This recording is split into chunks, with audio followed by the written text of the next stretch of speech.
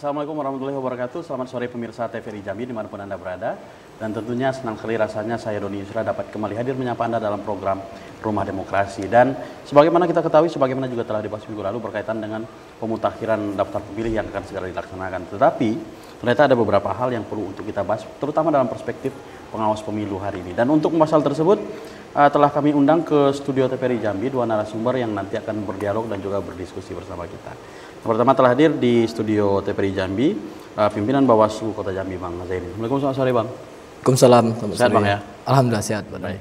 Pemirsa juga telah kami undang ke studio TVRI Jambi, pengamat politik yang tentu tidak asing lagi, Pak Ribut Suarsono. Apa kabar Pak? Alhamdulillah baik. Assalamualaikum warahmatullahi wabarakatuh. Lama nggak tetap muka ya? Iya.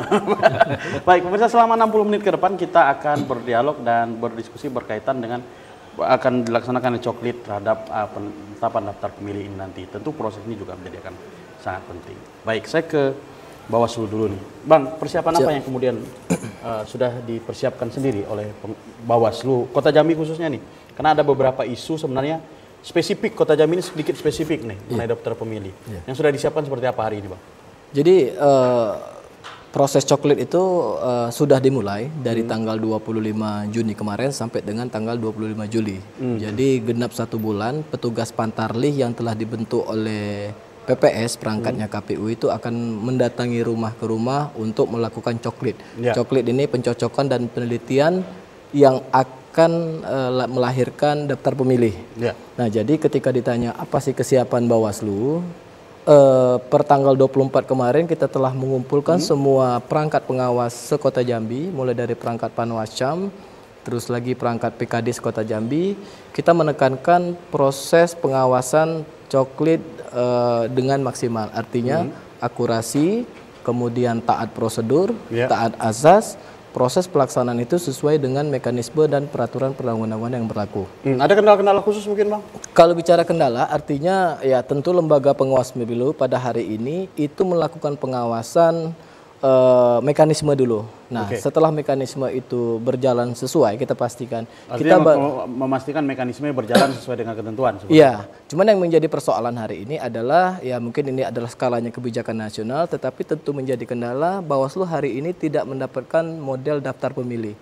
Model daftar pemilih itu adalah bahan dasar Pantarlih, petugas pematuran daftar pemilih itu dalam melakukan coklit dari rumah ke rumah. Jadi apa yang dilakukan oleh Bawaslu saat ini, kita telah mempunyai alat kerja pengawasan, AKP namanya. Jadi disusun per timeline itu untuk melakukan uji petik dan akan melakukan waskat. Ya memang ketika ditanya beberapa kendala atau persoalan hari ini, kita mengetahui ilustrasi itu di Rawasari itu ada 20 atau 21 TPS, mohon dikoreksi. Itu jumlah petugas Pantarlihnya ada sekitar 40.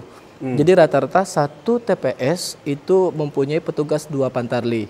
Dapat dibayangkan proses pengawasan ini 1 orang PKD, perangkat pengawasan kita di kelurahan itu yang harus mengawasi 40 jumlah Pantarlih yang melakukan proses pencoklikan. Makanya kita minta kepada KPU secara untuk dapat melakukan kerjasama, artinya kerja-kerja pelaksanaan teknis dan juga kerja-kerja pengawasan itu dapat bersinergi. Kalaupun itu tidak dapat dilakukan, tentu Bawaslu akan melakukan uji petik, tentu Bawaslu akan melakukan sampling terhadap beberapa warga yang telah dilakukan coklit. Apakah coklit ini dilakukan sesuai prosedur atau tidak? Gitu. Baik. Sebelum kita lebih teruskan, saya sudah mencatat beberapa poin sebenarnya yang perlu kita dalami. Saya ke Pak Ribut, apa sebenarnya poin-poin yang harus menjadi penekanan bagi Bawaslu sendiri dalam pengawasan coklit ini, Pak Ribut? Penekanan pertama tentu kita lihat potensi kita dulu. Potensi yang dimiliki oleh Bawaslu dengan jumlah pengawas yang sangat terbatas, yang harus mengawasi sekian kali lipat Pantarlih yang akan melakukan coklit. Itu pertama. Nah, kelemahan ini harus dicarikan siasat bagaimana cara kita tidak hanya mengandalkan AKP, tapi kita harus punya strategi bagaimana bisa membangun koordinasi yang baik antara Pantarlih dengan pengawas yang hanya 1 orang. Itu strategi kalau yang bisa sebenarnya ditumbuhkan di sana, yaitu pengawas kelurahan kalau di kota pengawas kelurahan yang ada ya, itu setidaknya harus memiliki semua nomor HP Pantarlih. Itu supaya bisa membangun koordinasi itu. Dan hari ini tadi disampaikan oleh Bawaslu bahwa data itu tidak dimiliki. Maka salah satu strategi tadi Waskat, pengawasan melekat itu, kalau 1:40 harus mengawasi melekat kan akan membingungkan. Nah itu. Tapi ketika membangun koordinasi dari awal, ya, misalnya dengan saling bertegur sapa ketika pagi-pagi sebelum bergerak, 40 itu di WA aja. Lagi coklit kemana nih nanti? Nah itu. Nah, ada komunikasi itu terbangun, insya Allah seandainya ada kendala-kendala yang misalnya ada kendala yang dihadapi oleh Pantarlih, itu pasti akan komunikasi langsung dengan pengawas. Nah itu. Dan pengawas ketika, ya misalnya langkah terakhir tadi mau ngambil misalnya sampel, apa itu, udah nggak usah bingung-bingung lagi, itu loh. Karena koordinasi tadi sudah terbangun. Nah, kalau itu mungkin strategi itu mungkin bisa dilakukan dengan potensi yang dimiliki oleh Bawaslu sangat terbatas. Gitu. Ya, ini sebenarnya masih pembicaraan yang lama sih sebenarnya, berkaitan dengan Pantarlih ya. Ya kita berharap tidak dan kita meyakini juga tidak. Tetapi kan potensi kemudian bagaimana kemudian kita memastikan bahwa proses coklit ini betul-betul dilakukan kalau bicara mekanisme tadi, kita memastikan bahwa Pantarlih betul-betul melakukan coklit sesuai dengan mekanisme dan dalam artian juga yang kedua betul-betul melakukan coklit. Begitu. Apalagi di Kota Jambi, gitu. Tapi bicara Kota Jambi dengan intensitas pergerakan warganya sangat tinggi, mobilitas masyarakat juga sangat tinggi, begitu. Bagaimana kemudian untuk memastikan itu? Ya, itu kembali lagi kita coba kembali ke Pantarlihnya ya, ke Pantarlih. Pantarlih yang kita ketahui untuk pembekalan ya binteknya sendiri itu masih sangat terbatas ya, dan mereka harus melakukan pencocokan data itu yang kata Bawaslu akurasi ya, nah itu.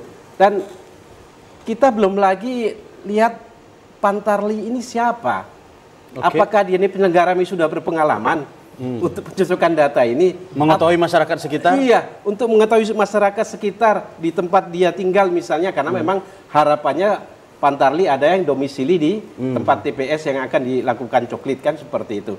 Atau jangan-jangan lagi pakai strategi ngandalkan Pak RT. Itu ya. Tinggal data-data. Datang aja ke rumah Pak RT kan gitu. Tinggal Pak RT ini orangnya ada atau enggak? Artinya kalau Anda mengatakan itu berarti ada pernah praktik seperti itu? Ada. Ada pernah kejadian beberapa, dan itu di Kota Jambi juga pernah kejadian itu bahwa Pantarlih, dan kebetulan Pak Pantarlih ini juga memang masih keluarganya Pak RT gitu loh. Dan dia mengandalkan Pak RT-nya untuk melakukan coklitnya tadi. Itu. Ya, tinggal lagi, Pak, ini masih ada orangnya. Ini ada, ya, tinggal aja diconteng itu. Dan nanti tinggal ya, karena mobilisasi masyarakat kota yang begitu tinggi, tinggal lagi nanti dia datang itu sudah jadi. Ya, paling menyerahkan salinan, tinggal disobek, nempel hasil coklit di depan rumah. Seperti itu. Dan ini kan sangat kita khawatirkan. Karena bisa jadi beberapa pemilih yang kategori pemilih pemula bisa jadi tidak ada di tempat. Ya, karena misalnya menempuh pendidikan. Ya, itu baik pesantren atau berbagai macam jenisnya, atau sudah ada peralihan status. Ya. Baru lulus SMA, dia ikut tes polisi lolos kan gitu kan. Dan itu kan tidak semua RT tahu. Karena tidak harus ada yang lapor kan gitu. Termasuk meninggal dunia tentunya. Iya itu. Jadi status ini juga ya, petugas coklit harus menjadi perhatian untuk dia kan gitu. Dengan satu ini Bang Zairin. Siap. Satu pengawas. Iya. Kita tidak boleh pesimis tapi kita harus optimis. Siap. Lalu bagaimana kemudian untuk memastikan itu? Banyak kemudian artinya catatan-catatan seperti yang satu, kita mulai dari dasar dulu. Apakah coklit ini betul-betul dilakukan? Nah, bagaimana kemudian Bawaslu Kota Jambi khususnya melakukan itu? Kalau yang secara pasti tentu KPU yang lebih mengetahui karena perangkatnya gitu kan. Tapi tugas Bawaslu yang diberikan amanah oleh undang-undang untuk memastikan, mengawasi, itu dilakukan beberapa langkah yang telah kita susun. Tetapi lagi-lagi langkah ini memang tidak akan bisa maksimal apabila tidak dibantu oleh peran serta masyarakat yang pertama, dan juga tentunya ada apa ya, artinya kebersamaan menjadi tanggung jawab bersama, bahwasanya pemilu ini tanggung jawab bukan hanya tingkat KPU maupun artinya ada tanggung jawab Bawaslu dengan KPU. Nah, kalaulah dua hal itu terlaksana, saya pikir bisa meminimalisir. Karena apa yang dibilang Pak Ribet tadi, memang faktanya di proses Pantarlih itu ada ini oknum yang kita temui pada pemilu-pemilu sebelumnya. Itu melaksanakan pemutahiran data on desk, di atas meja. Karena dia punya daftar penduduk RT dikombinkan dengan daftar pemilih, tinggal disatukan, diconteng-conteng, dan itu kan tidak taat prosedur. Artinya ketika hal-hal ini terjadi, makanya dalam forum ini kita terima kasih juga kepada TPRI, paling tidak masyarakat tahu bahwasanya tahapan pemilihan kepala daerah saat ini adalah tahapan pencocokan dan penelitian. Silakan masyarakat lebih aware, artinya lebih membuka diri, karena kalau tidak ada Pantarlih datang ke rumah sampai dengan tanggal 22 atau 23 menjadi akhir itu, silakan lapor. Atau juga Bawaslu juga sudah membuat posko pengaduan ketika tidak masuk dalam DPT, bisa dicek dalam model A. Kan perangkatnya KPU itu ada tingkat kelurahan, ada tingkat kecamatan. Artinya kalau masyarakat itu lebih aware, tentu masyarakat akan mempertanyakan status dirinya, apakah masuk dalam DP4 atau tidak. Nah, kembali pertanyaan Pak Doni tadi, dalam hal memastikan kita telah membedah, artinya yang kita awasi tentu peraturan KPU itu sendiri. Peraturan KPU dalam Juknis itu 799 tahun 2024 yang baru keluar itu memang Pantarlih itu mulai dari datang harus ada tanda pengenal, harus ada alat kerja. Apalagi sekarang pakai e-coklit, itu lagi menambah dalam tanda kutip ya, menambah fenomena dalam proses pengawasan. Ini Bang Ribet ketahui karena sudah mantan pimpinan Bawaslu provinsi. Karena semakin jauh untuk melakukan pengawasan, karena setiap Pantarlih harus mempunyai mobile HP, karena proses e-coklitnya, elektronik coklitnya melalui sistem aplikasi. Nah, proses memastikannya ya uji petik, terus lagi koordinasi, kemudian memaksimalkan segala upaya dan juga sosialisasi kepada masyarakat. Baik, tadi ada yang sebenarnya ingin saya, artinya penekanan aja sih Bang. Sebenarnya kalau misal kita berharap tidak tentunya. Iya, siap. Kalau ada coklit yang dilakukan oleh Pantarlih, kalau istilah Anda tadi on desk, gitu ya, yang dilakukan di atas meja saja, kemudian ditempelkan. Dalam ketentuannya boleh atau tidak? Tidak boleh. Itu masuk pelanggaran dan itu bisa diproses dalam penanganan pelanggaran. Artinya tidak boleh. Tidak boleh. Dan dalam hal ini jika masyarakat mengetahui hal tersebut, ya silakan lapor kepada Bawaslu. Kita mengkhawatirkan hal seperti itu terjadi. Baik, saya ke Pak Ribut nih. Pak Ribut, ya penyelenggaraan pemilu kita ini selalu dibawa ke wacana bahwa kita harus melakukan pembaharuan pemilu. Salah satunya dengan masuknya teknologi, sistem-sistem digital, dan bahkan ada yang lebih jauh, sudah e-vote gitu, sudah mengarah ke sana. Tetapi belum jauh ke sana lah, kita bicara Sirekap sebagainya, udah mulai masalah. Nah, berkaitan dengan coklit, sekarang juga udah ada e-coklit gitu. Kalau Pak Ribut sendiri melihatnya, atau jangan-jangan juga menjadi persoalan juga ke depan, Pak Ribut? Ini, kalau Bawaslu mungkin antisipasi untuk e-coklitnya kan belum ada, ya. Karena itu salah satu ya istilahnya cara kerja baru yang dilakukan oleh KPU dan jajarannya. Nah, kemudian hasil akhir yang akan didapatkan apa sih sebenarnya kan gitu. Nah, itu. Dan nanti ya mau nggak mau karena akses data yang sampai hari ini masih belum terbuka untuk sesama saudara ini, sama-sama penyelenggara. Ya apalagi tadi DP4. Ya itu akses data belum terbuka. Ya mau nggak mau Bawaslu nanti akan menunggu tahapan berikutnya, ya. Menunggu dalam artian kita tunggu disahkan saja gitu? Tidak seperti itu. Ini salah satu kelemahan ini sebenarnya sudah dari dulu sudah beberapa kali diusulkan ya. Bahwa kita sebenarnya punya pasukan juga, pengawas TPS. Kenapa nggak masa kerja pengawas TPS itu dijadikan 2 bulan? Satu pada masa coklit, ya. Yang kedua pada masa 23 hari sebelum hari H sampai 7 hari setelah hari H. 2 bulan itu. Untuk mengantisipasi salah satunya untuk mengantisipasi ini. Jadi nanti waskatnya ya benar-benar terjadi gitu loh. Jadi masing-masing pengawas TPS ya mengawasi proses coklit. Pantarlih kan gitu. Nah, kalau itu bersama-sama terus insya Allah data itu akan diperoleh gitu loh. Data itu akan diperoleh walaupun data secara mentahnya tidak bisa kita peroleh. Apalagi kalau sudah dengan e-coklit tadi, akses apa yang akan dibuat oleh Bawaslu untuk mengakses e-coklit tadi kan gitu. Ya. Sedangkan dulu yang berapa kali kita diberikan sidalih, sudah bisa dibuka. Ya sudah bisa dibuka memang, tapi ketika dilihat datanya nggak bisa juga kan gitu. Nah, itu tetap tidak bisa. 2020 dulu kan seperti itu. Udah dibuka bahwa sidalih bisa diakses oleh Bawaslu. Ternyata Bawaslu cuma bisa membuka, ya, membaca datanya nggak bisa kan gitu. Dan itu jadi istilahnya ya kisah kayak gini jadi kisah klasik yang dari periode tahun ke tahun, setiap pemilihan semakin hari ini dengan kemajuan teknologi kayaknya ya Bawaslu harus ada strategi lagi. Bagaimana caranya kan gitu. Jangan sampai teknologi justru menyusahkan. Jangan sampai teknologi justru akan ya menyusahkan pengawas lagi kan gitu. Kita tahan dulu Pak Ribut. Pemirsa jangan kemana-mana karena Rumah Demokrasi akan kembali setelah pesan-pesan berikut ini.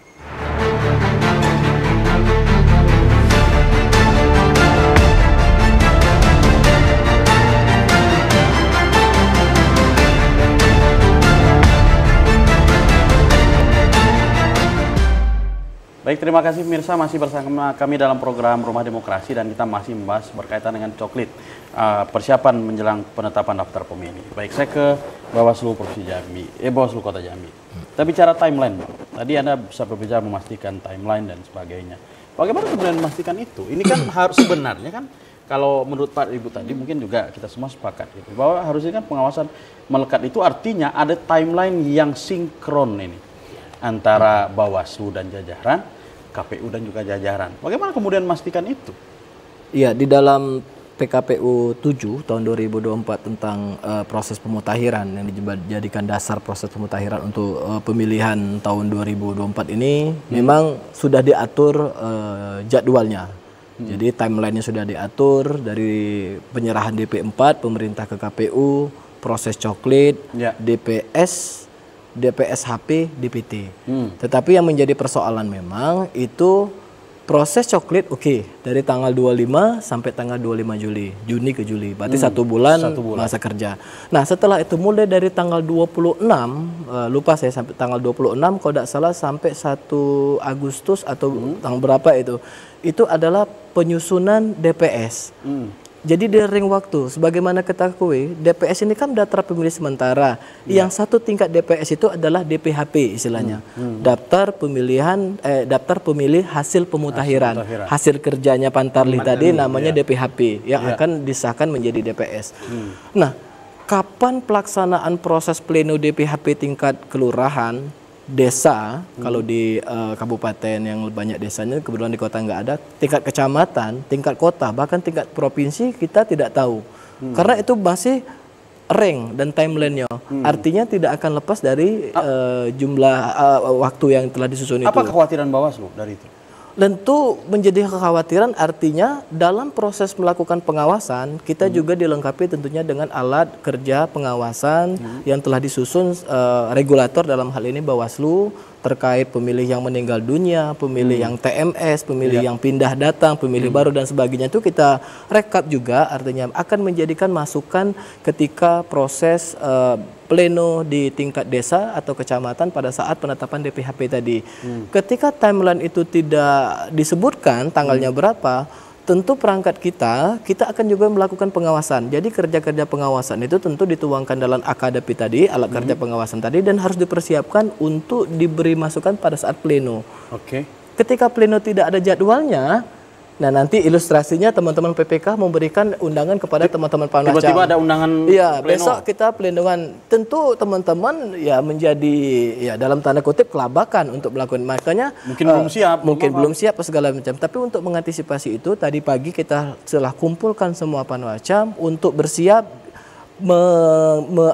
mengantisipasi timeline di antara ring waktu yang telah disusun dalam Perbawaslu tadi. Hal ini menjadi penting. Tentu undang-undang telah mengatur wajib hukumnya KPU itu ketika ada saran dan masukan, ketika ada bukti, ketika itu untuk dilakukan perbaikan-perbaikan data. Betul. Nah, tentunya perbaikan-perbaikan data, proses perbaikan, evaluasi ini harus tertera tanggalnya sehingga tentu persiapan lebih baik, timeline yang jelas. Timeline yang jelas sehingga melahirkan juga hasil yang lebih maksimal. Nah, itu yang menjadi kendala saat ini. Kalau komunikasi dengan KPU sendiri, Bang, khususnya di Kota Jambi nih, berkaitan dengan itu, sudah dibahas, ada pembahasan arah ke situ? Untuk saat ini, alhamdulillah belum. Alhamdulillah belum. Jadi artinya kita telah mendorong perangkat di kecamatan maupun kelurahan untuk berkoordinasi yang baik dengan teman-teman PPS dan juga teman-teman PPK. Karena mereka yang melakukan proses kerjaan teknis, kita yang melakukan pengawasan. Nah, saya tekankan untuk melakukan pengawasan ini kita harus tahu dulu apa yang dikerjakan teman-teman pelaksana teknis. Ketika teman-teman pelaksana teknis, pengawas tidak tahu apa yang dikerjakan teknis, dalam tanda kutip, kamu kena kicuh lah saya bilang. Artinya kicuh dalam arti di sini tidak akan mendapatkan data yang lebih maksimal. Tapi untuk saat ini kalau koordinasi dengan KPU, khususan masalah ini ya mungkin tinggal mencari waktu. Saat ini memang belum dilakukan. Nah, sebelum ke Pak Ribut nih, ada juga yang perlu kita pastikan, Bang. Apakah dalam mekanisme kerja pengawas pemilu sendiri berkaitan dengan coklit ini, apakah ada sistem seperti uji petik atau apa begitu? Ya, di dalam Juknis dan juga di Perbawaslu nomor 4 tahun 2024 tentang pengawasan coklit ini memang telah diatur 10 KK per kecamatan per hari. Nah, jadi bukan per kecamatan, per kelurahan. Jadi uji petik itu dilakukan hari keempat coklit sampai dengan H-7. Hari keempat berarti mulai besok kita bisa melakukan uji petik sampai 7-H tanggal 25. Berarti dihitung 18 Juli. Nah, jadi itulah uji petik itu memastikan proses-proses yang dilakukan oleh Pantarlih itu apakah sesuai ataukah kita masih ditemui pemilih yang TMS menjadi MS atau pemilih yang MS menjadi pemilih TMS. Nah, lalu bagaimana kalau kita kaitkan dengan tadi bahwa DP4 tidak bisa diakses tadi, Bang? Uji petiknya bagaimana, apa yang kemudian menjadi dasar sampel uji petik? Uji petik tentunya Bawaslu juga mempunyai data pemilu takhir. Oh, dari pemilu takhir juga kita koordinasi dengan Dukcapil untuk meminta data pemilih pemula dan alhamdulillah data itu dapat. Kemudian data itu kita olah, kemudian data itu nanti kita akan cecah per kecamatan dibagi per kelurahan. Tapi kita tidak bisa membagi per TPS karena kita tidak ada base-nya kan. Tentu yang ada base-nya tentu KPU. Tapi paling tidak data yang sudah dicecah per kecamatan dan kelurahan ini hasil dari DPT terakhir pileg kemarin ditambah pemilih pemula paling tidak menjadi gambaran. Kita breakdown data itu di Excel, seumpama kita ketemu data ganda, kita klarifikasi kepada KPU karena kita tidak punya NIK lagi-lagi kan. Nah, artinya proses-proses ini kreasi-kreasi pengawasan itu memang harus perlu dilakukan. Kalau kita mengandalkan data dari KPU ya tentu itu tidak akan pernah bisa maksimal. Baik. Menanggapi itu Pak Ribut? Ini polemik tambah rumit ini. Kita pengawas dasarnya adalah data. Dan ketika kita tidak mendapatkan data, maka kita tidak ada pembanding. Artinya mengawasi data ya mesti punya data. Iya. Itu. Iya. Walaupun ini diusahakan pembandingnya melalui uji petik yang 10 KK per hari, dimulai dari 4 hari setelah coklit, ya. Udah, tinggal ngalikan aja sampai terakhir coklit nanti 10 berapa gitu. Cuman ya itu tadi, ketika misalnya ini ada pleno penetapan DPHP, ya. Kemudian kita tinggal nunggu pleno itu apakah yang sudah kita conteng ada perubahan status meninggal dan sebagainya itu berkesesuaiankah dengan yang ditetapkan oleh kawan-kawan KPU. Nah itu. Nah ini butuh strategi lagi dari kawan-kawan ya Panwascam digawangi oleh Bawaslu Kota ya. Bagaimana cara kita menyandingkan data itu nantinya?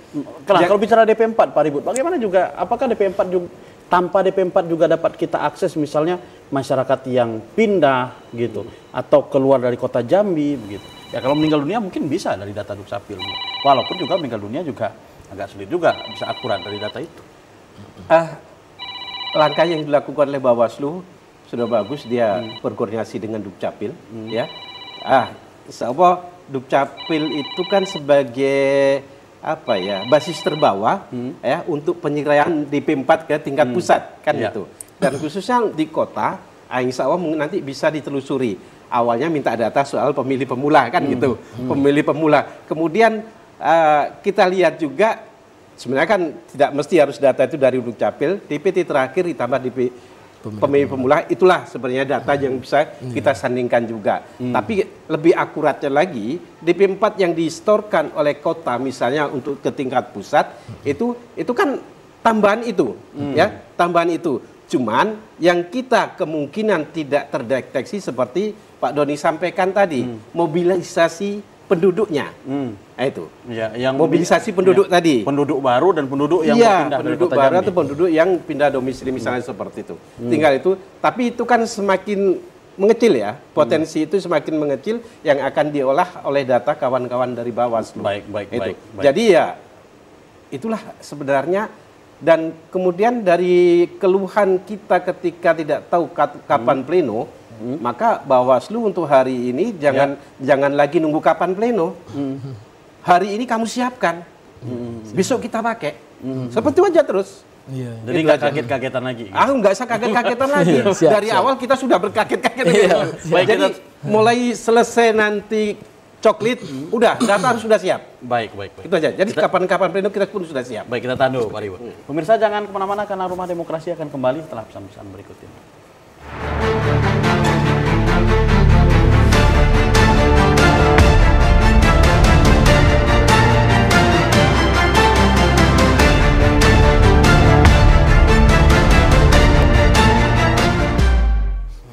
Baik, terima kasih pemirsa masih bersama kami dalam program Rumah Demokrasi dan kita masih membahas berkaitan dengan coklit menjelang penetapan daftar pemilih. Dan tentunya seperti biasa pada sesi ketiga ini kami mengundang Anda untuk berpartisipasi bersama kami melalui line telepon 66385 dan bagi Anda yang berada di luar kota Jambi dapat menggunakan kode area 074166385. Baik, kita sapa dulu penelpon kita.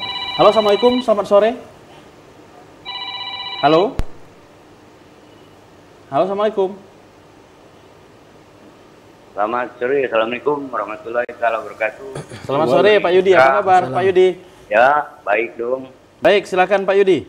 Ya, sabar, saya minta waktu sebentar Bung Doni. Terima kasih atas waktunya. Baik. Ya, saya sapa dulu sebentar Bung Doni. Ya. Bapak Azairin ya, ini cukup lama di Komisioner Bawaslu Kota Jambi yang saya hormati. Ada begitu menghilang Pak Ribut Marsono. Ya, siap Pak Yudi. Ya, alhamdulillah sore hari ini hadir di TVRI. Ya, pengamat politik Kota Jambi. Kalau kita bicara masalah Kota Jambi tentu ada data ya. Di data Pileg dan Pilpres kemarin ya jumlah kecamatan tetap 11, kelurahan tambah 4 jadi 68. Kalau tidak salah jumlah RT-nya 1.606 RT. Jumlah TPS-nya pada saat itu 1.903 RT. Mantap. Jumlah DPT yaitu 452.235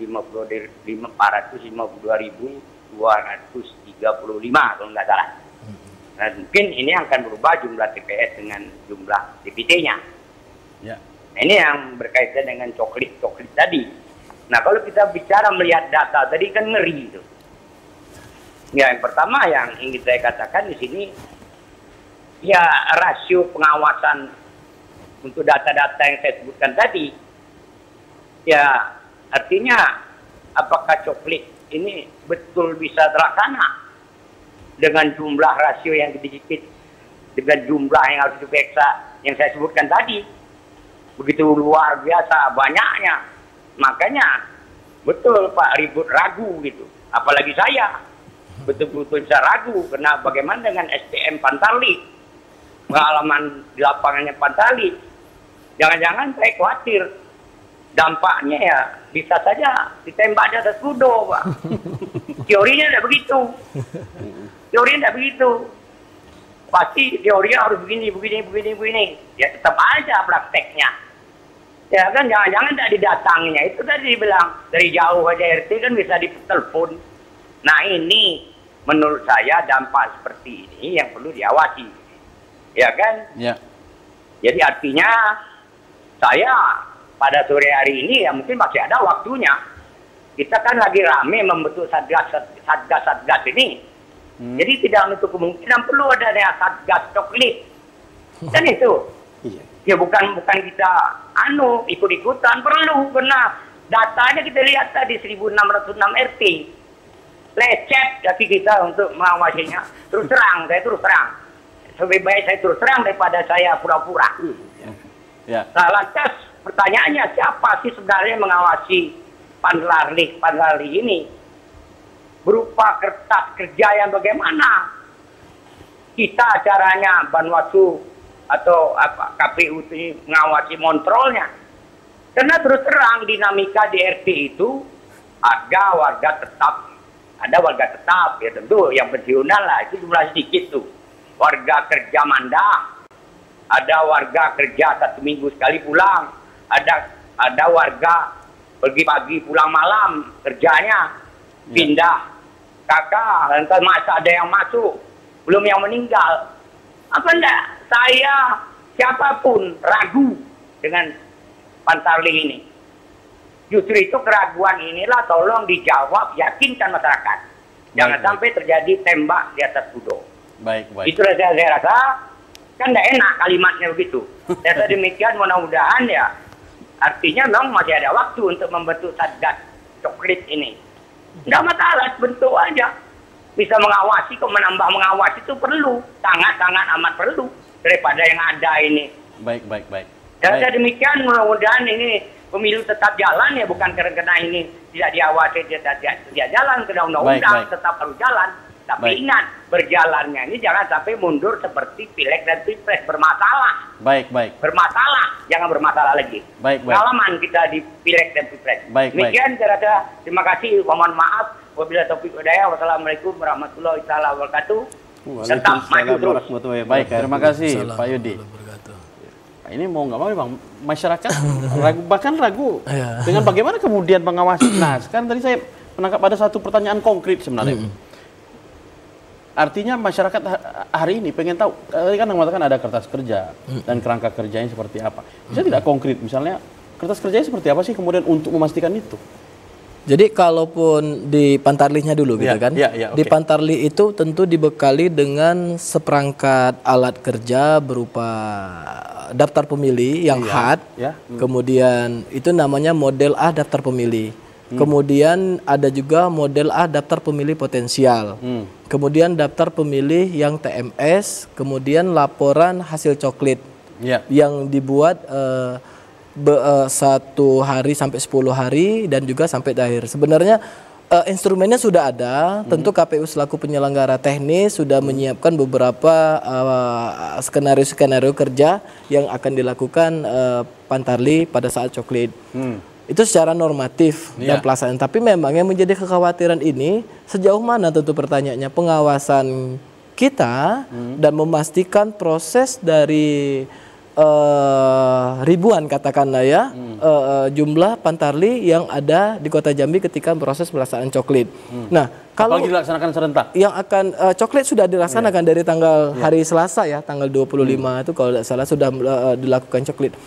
Nah, tentunya seperti yang saya katakan tadi, peran peserta masyarakat tentu menjadi sangat aktif. Ketika masyarakat merasa di kampungnya masing-masing, di RT masing-masing, tiba-tiba langsung ditempel stiker oleh petugas Pantarli. Tentunya seperti ini. Daftar pemilih itu sebagai embrio awal, ibaratnya kalau ilustrasi saya mohon maaf itu sungai yang mengalir dari proses hulunya. Kalau proses hulunya ini sudah bermasalah, katakanlah yang akan melahirkan data pemilih, kita tentu masih ingat Pilgub 2020 yang menjadi bahan gugatan kandidat calon waktu itu di Mahkamah Konstitusi. Artinya persoalan-persoalan ini akan timbul. Tentu peserta pemilu dalam hal ini, peserta pemilihan dalam hal ini tim kampanye atau tim pemenang saat ini memang dia fine-fine saja. Saat ini tidak terlalu ini. Tapi ketika ini akan menjadi masalah nanti, misalnya melahirkan data yang tidak konkret, yang tidak akurat, banyak elemen data yang harus dilengkapi. Jadi coklit ini bukan hanya semata-mata petugas Pantarli memasukkan pemilih yang tadinya tidak masuk sebagai masuk. Bukan hanya itu, ada beberapa elemen yang harus dilengkapi. Seumpamanya ada kesalahan penulisan NIK diperbaiki, ada kesalahan penulisan identitas alamat yang tadinya RT 2 dimekarkan menjadi RT 3 misalnya, itu diperbaiki. Nah, hal-hal teknis itulah yang memang butuh pengawasan bersama-sama. Ya paling tidak pemirsa TVRI yang nonton pada sore ini ya ikut bersama-sama mengawasi di tempat kita masing-masing.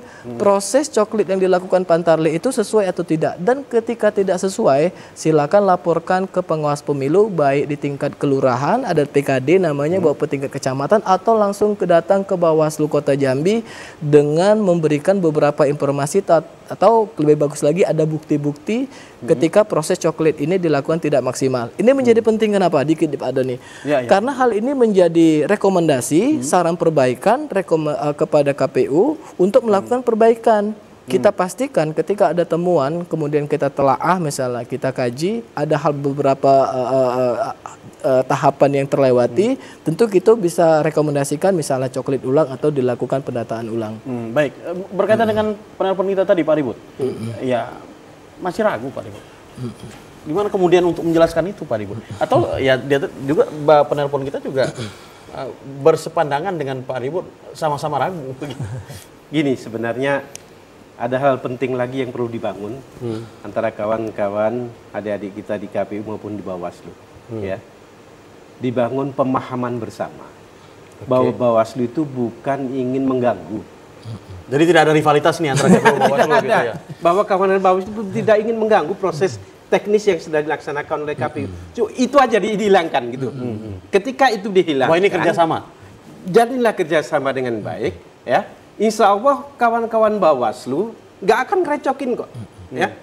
Pasti nanti ada komando dari tingkat kota misalnya, udah kamu jangan minta data dulu, kerja dulu, nah, itu akan seperti itu. Kan kawan-kawan tingkat bawah ini kadang terganggunya, ini belum selesai sudah dimintain data, kan itu. Itu. Sedangkan dia sibuk lagi dengan apalagi karena e-coklik tadi kan itu. Nah, ini juga loh, kami tidak tahu, kami hanya ngisi, ya. Kalau ditanya hasil e-coklit kami juga nggak tahu, pasti seperti itu nantinya kan tuh. Nah, mudah-mudahan terbangun komunikasi yang baik antara Bawaslu dengan KPU bahwa ya tahapan ini bisa dilakukan bersama-sama. Dengan beberapa kendala yang terbatas dari pengawasan itu nantinya ya itu ya dikomunikasikan aja. Kita komunikasikan. Intinya Bawaslu tidak akan ngerecokin KPU. Itu kalau saya untuk hari ini itu mungkin yang bisa artinya kita lakukan. ada sebuah pola pandang tentang kedua lembaga ini masih, maaf kalau salah boleh dikoreksi, ego sektoral seperti itu. Ya itu gimana ya? Karena mereka hierarki ya, berdasarkan perintah dari yang atas. Kemudian kita tahu sendiri 2020 kita pengalaman dari 2020 berapa betul. Banyak surat yang diturunkan hanya gara-gara di PT ketika itu. Nah, dan beberapa kebijakan-kebijakan itu yang akhirnya ya untuk kawan-kawan di pengawasan agak kerepotan dengan beberapa surat teknis yang diturunkan oleh KPU RI, contohnya itu. Nah, itu tadi untuk mengantisipasi ini ke sana, yaitu tadi komunikasi yang baik untuk kawan-kawan tingkat kabupaten kota, ya disupport nanti oleh PPK dan Panwascamnya. Nah, itu insya Allah hal-hal yang kita khawatirkan ya bisa kita cari solusinya bersama gitu. Baik. Sebelum ke Bang Zairin, ini sedikit karena sempat dibahas tadi berkaitan dengan bahwa ya kita sepakat bahwa ini tidak bisa kita limpahkan ke Bawaslu saja misalnya, ke KPU saja, apalagi bicara Bawaslu dengan satu orang di satu kelurahan untuk Kota Jambi yang satu kelurahan itu luas. Jumlah penduduknya banyak, TPS-nya juga banyak, wilayahnya juga luas. Gitu ya. Tapi ada yang menarik Pak Ribut. Sering juga ada yang bilang gini, sebenarnya persoalan daftar pemilih ini kan persoalan proses. Gitu. Kalaupun memungkinkan sengketa oleh peserta pemilihan atau peserta pemilu, ada ranahnya sengketa proses. Tapi kenapa justru persoalan ini, ada yang mengatakan, kapan masalah daftar pemilih muncul setelah ada yang kalah? Karena ada yang bilang gitu. Kalau belum ada yang kalah, belum muncul permasalahan daftar pemilih. Gitu. Bagaimana kemudian, artinya kan ada persoalan, gimana ya, kesadaran sebenarnya. bicara culture kita, sadaran gitu, baik masyarakat, peserta sendiri gitu, untuk sama-sama merasa bahwa ini juga bukan hanya persoalan Bawaslu dan KPU saja, Pak Ribu. Gimana Anda menanggapi itu? Ya itu tadi, alhamdulillah dengan adanya tayangan ini, insya Allah masyarakat, wah, oh ternyata seperti itu.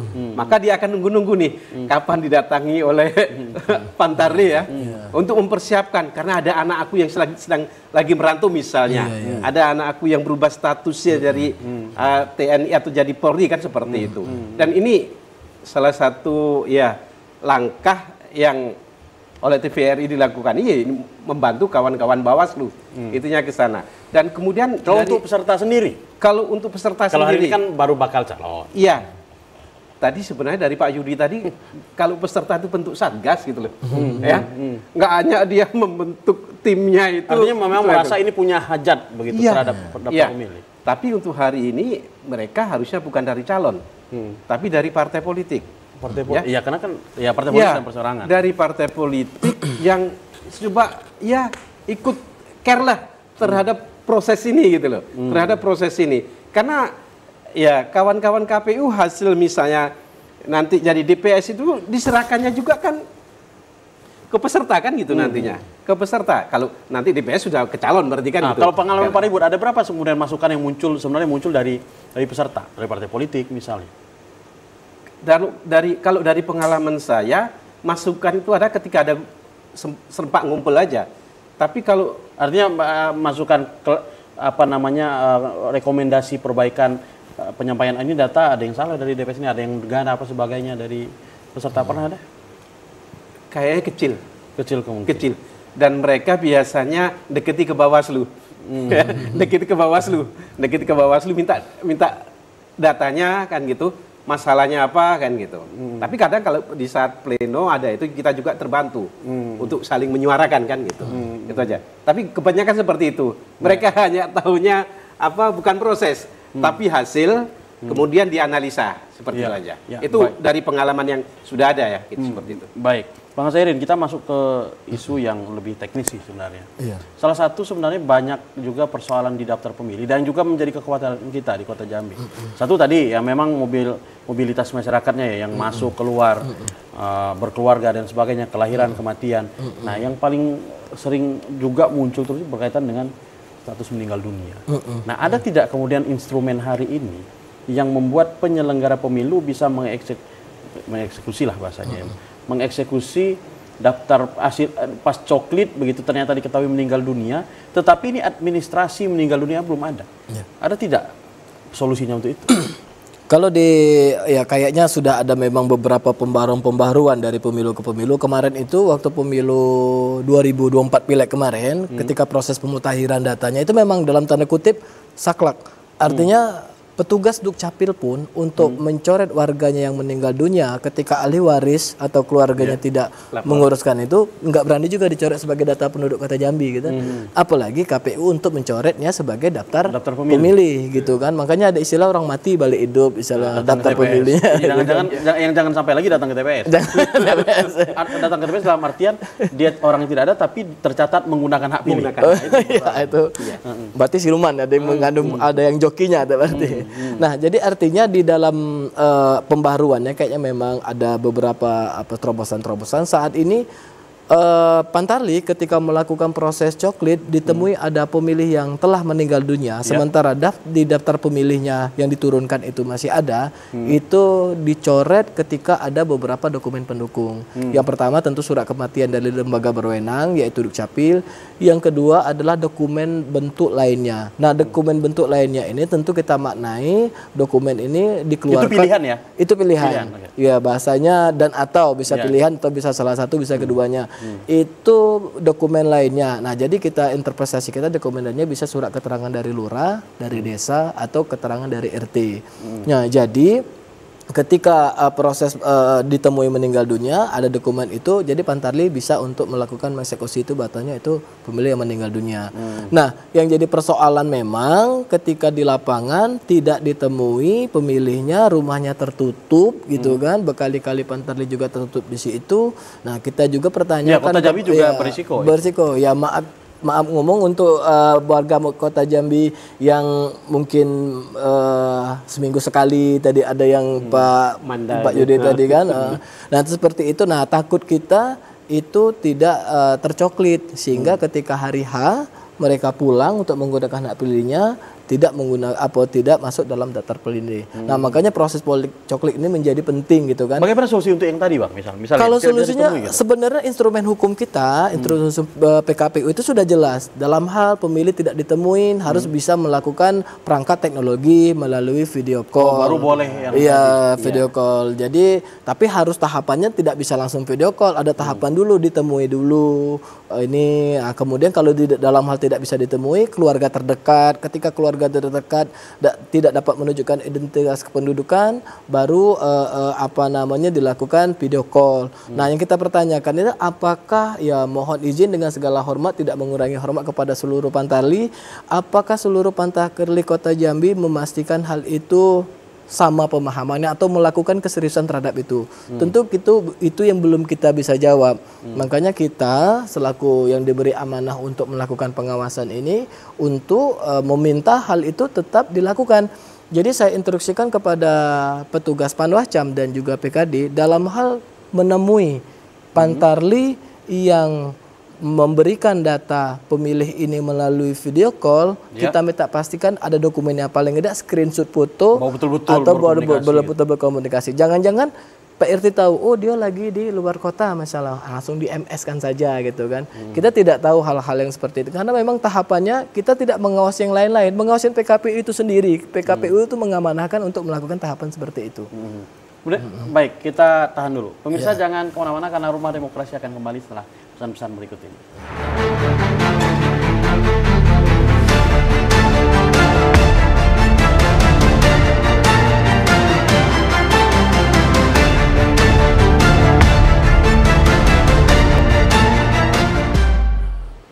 Baik, terima kasih pemirsa masih bersama kami dalam program Rumah Demokrasi dan kita telah sampai di penghujung acara kita pada hari ini. Pak Ribut, apa yang ingin disampaikan menutup acara kita hari ini? Walaupun masalahnya ini klasik, tapi ketika menjadi perhatian kita bersama, insya Allah akan ada solusi yang bisa kita usulkan untuk kawan-kawan penyelenggara. Baik. Bang Azharin?